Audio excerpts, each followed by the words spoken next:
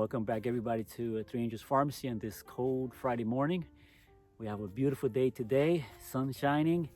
But we want to talk about today is the importance of buying your seeds early. We are in December of 2024, and we want to just let everybody know that this is the time to start buying your seeds. We don't want to wait till next year, 2025, March or April, to start buying our seeds. It might be too late. A lot of the seed companies are not going to have the seeds we are looking for, or the seeds that we normally buy or use. A lot of people are jumping on the bandwagon. I'm talking about people out there that are, getting wind of what's happening here in this country, United States, and around the world, right? But this is why I want to talk about getting ourselves ready now. Buy your seeds now. I'm going to leave a list of companies that you can look into, and these are some of the companies that we use ourselves, but it's not an exhaustive list. There are others out there, and website you could just type in heirloom seeds or open pollinated seeds.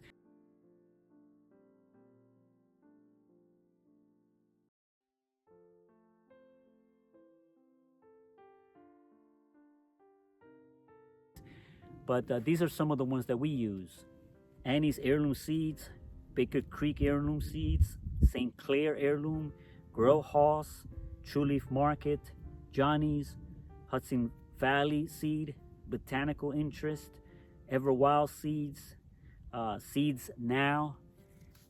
And my favorite is, or one of my favorites, I should say, is Everwild Seeds.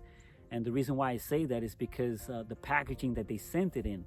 The packaging helps the seed last a longer period of time. I've planted some of the seeds that I've had stored for 3 to 4 years in that package, and I replanted it again. Obviously, I didn't get the same germination rate as when I first bought it, but I had a pretty good germination rate. So I like the packaging. Now, speaking of prolonging our seeds, a very important thing for us to do is to understand how to save our seeds and how to store them. This is why I encourage you to also buy books such as Seed to Seed by Susan Ashworth, and then there's another one that's called The Seed Saving Bible by Humphrey Malone. And there are others out there as well, other books that help you understand how to save your seed. But these are some of the books that we sell at our camp meetings and that we've also used. It'll teach you how to save your seed and how to create a seed bank in order for you to reuse those seeds that you just harvested the next season again. So we're not dependent upon the system. We're just, we have our own seed company. In other words, we're reusing the seeds we have stored away and harvested. Now, let me just share an experience real quick.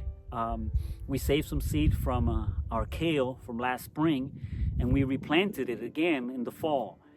The germination of the kale is probably somewhere around 7 days, about a week or so, give or take. But our kale sprouted in just 2 days. The seed from the seeds that we saved out here in our garden. In 2 days, our kale seeds sprouted already and started growing. By 1 week, they're already about 1 inch tall. That was amazing. I've never seen anything like that. It was the first time that ever happened. It was obviously God's blessings as well.